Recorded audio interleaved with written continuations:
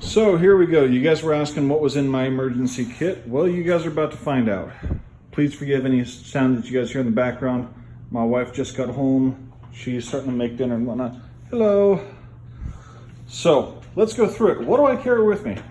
What am I going to rely on to keep my fat jiggly butt alive in case things go south? Let's start over here with the electronics and whatnot. So first and foremost, this big guy up here, this is a solar panel. This is a 7-watt solar panel.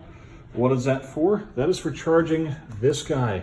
There's a 4,000 milliamp USB battery. That I've got a power cable, and I can connect that to hook up to an itty bitty pocket radio. That pocket radio, I've got my little headphones here.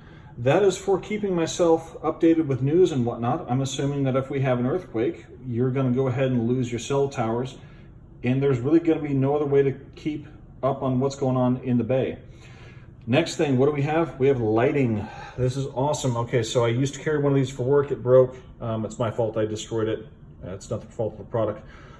Good LED flashlight. This one's 400 lumen. This thing's awesome. Runs on a whole bunch of little batteries. As you can see, I've got a whole bunch of spares here. This is completely invaluable just in case I have to walk at night. There's all sorts of uses for this. There's really no end to the usefulness for a flashlight. This is also another great product that I'm carrying with me. Lucy, I believe is how you pronounce it. I'm not quite sure. These guys are pretty cool. They are inflatable solar lanterns. My cousin turned me on to these. I've been carrying this product with me backpacking for probably, I don't know, 5 or 6 years. It's an inflatable lantern that's solar powered. I love solar powered stuff for emergency uses because if stuff goes south, at least you still have the ability to recharge and whatnot. There's really no downside to the solar technology as far as I can see, at least in this application. What else do we have? So that's all the electronics. This is how I'm going to keep myself warm. Yes, the knives are part of it, believe it or not. So this should be in every single kit as far as I'm concerned.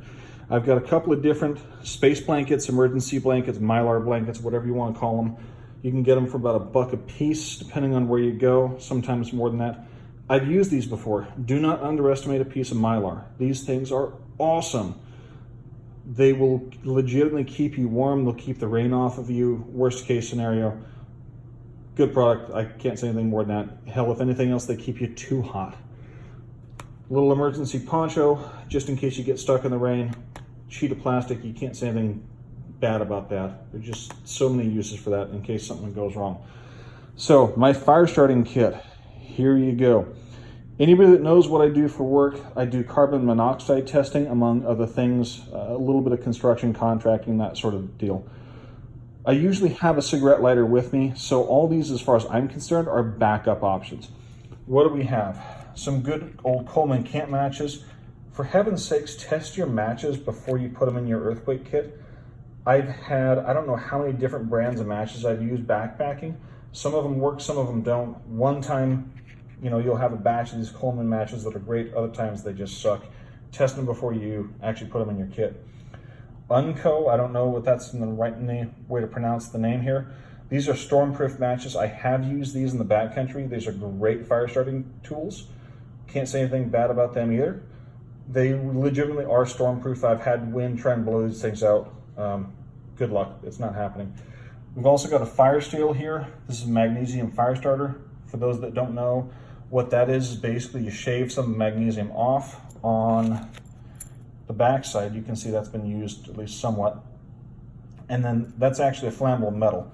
You take a piece of steel, strike it against that rod there, and you're going to get sparks that lights the magnesium. You're in business. The other part of my fire starting kit is these little homemade fire starters. These are cool. I build these myself. You can go down to the dollar store, get these, oh, they're not foam. What is this, cotton? These cotton patches. You're going to take some candle wax, drip it on there. You're good to go. Coat both sides. Make sure that you leave this ring around uncoated. You'll be able to light that.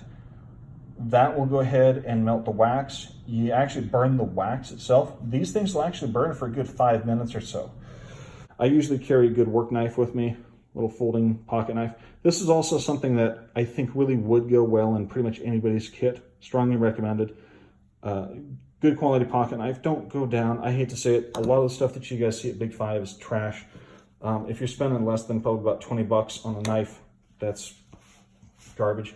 The one that I really do recommend, and I'm trying to open it one-handed here, so give me a second, this is my grandfather's. Buck 110. These are awesome knives. Can't say anything bad about them. Lifetime warranty as far as I'm aware, and they're sharp as all heck.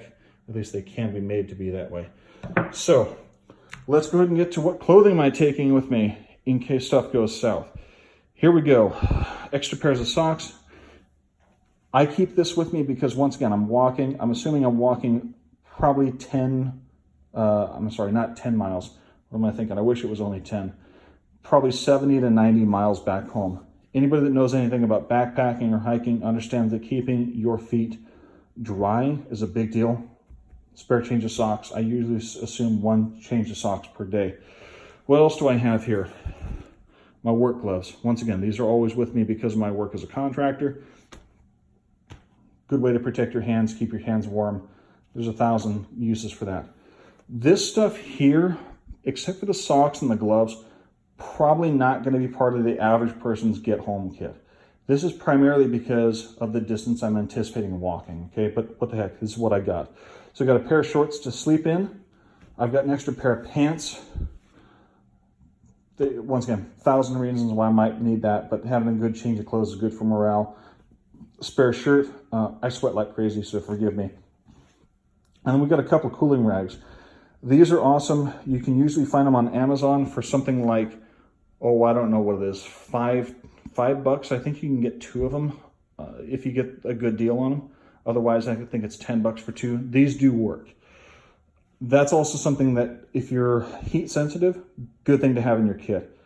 I will not leave home without that backpacking or anything like that. So that's all the clothing that I keep. What am I going to do for, what is that? Shelter. Thank you very much. Pardon me. It's been a long day. I got a couple things going on here. Paracord.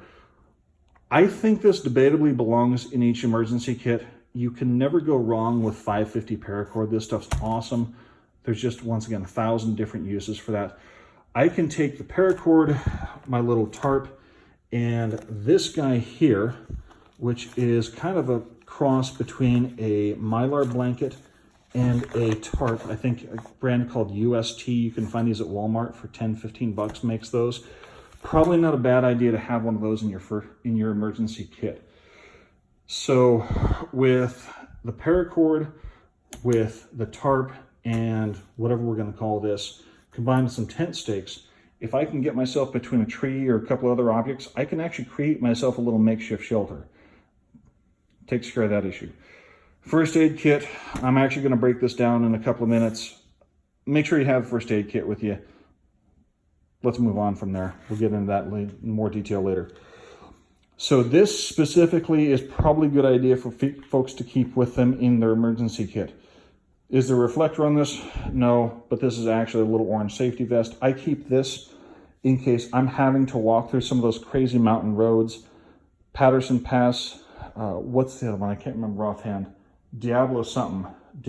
Is it Diablo Valley? Diablo Canyon? It's out there in Concord, that area.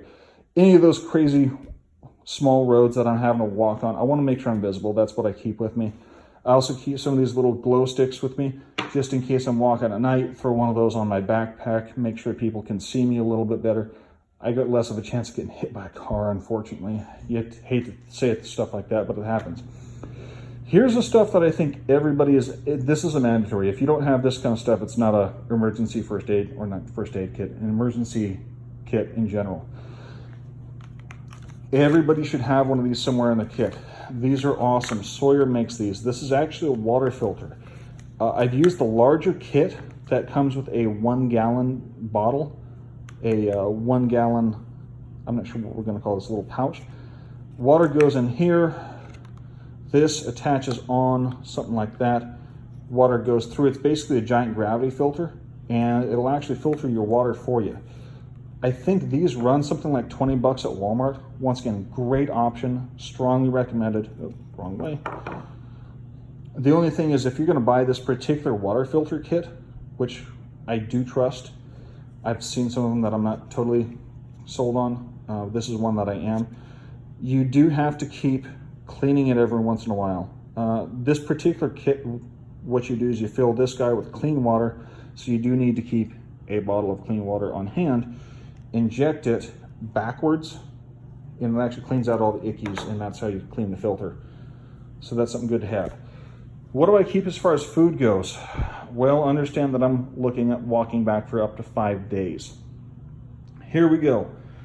MRE, meals ready to eat, military field rations. If you haven't seen one of these, once again, where have you been living in the last 30 years? These things are awesome. These things are give or take 1,000 calories, depending on which one you get.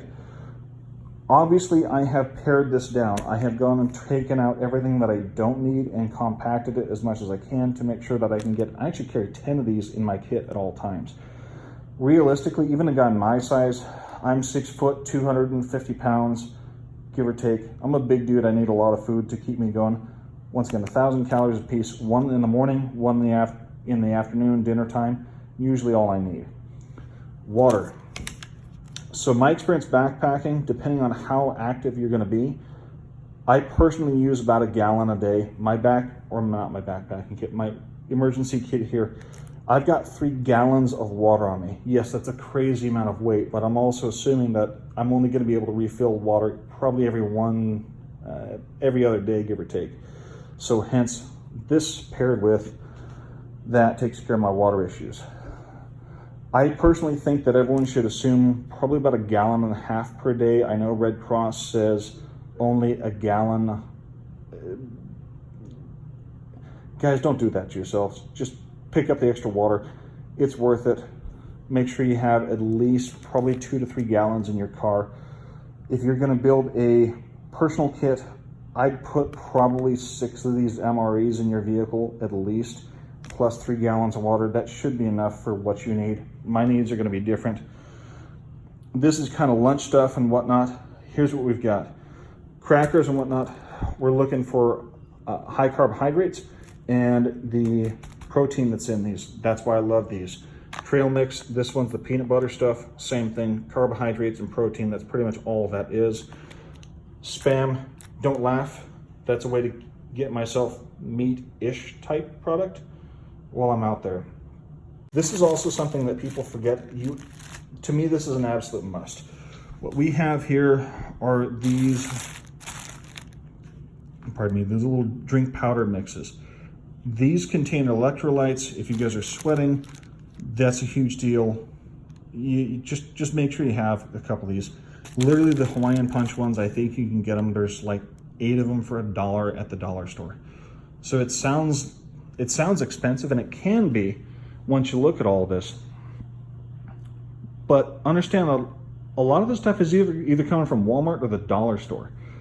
So you can do this on a budget. Don't kid yourself. Oh, one last thing before I let you guys go. This is what it's all being carried in.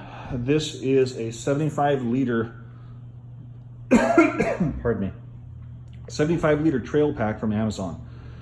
Forgive me, it looks like crud right now, but I've got it empty. This is what all this is going to be being carried in. The whole kit weighs something like 80 pounds. Is it a lot? Yeah, but frankly, I'm used to carrying up to 60 pounds on the trail. Another 20 pounds, I'll get over it. Not a big deal. The other thing that I have in here that I forgot to show you, because it was sitting down here, little sleeping bag. I think that this is probably worth it for people to have in their cars. You never know where you're gonna get stuck. If you can't walk home, at least now you have a way to keep warm in your car without burning gas. My particular application, I've also got, and I don't have it here on camera with me, it's out in the van, I'm lazy. I've also got a inflatable air mattress. Once again, if you're curious, let me know, I'll send you guys the link. I've slept on it a couple of times. I think it's like 25 bucks, self-inflating air mattresses. They're awesome, from Amazon. Amazon is your friend.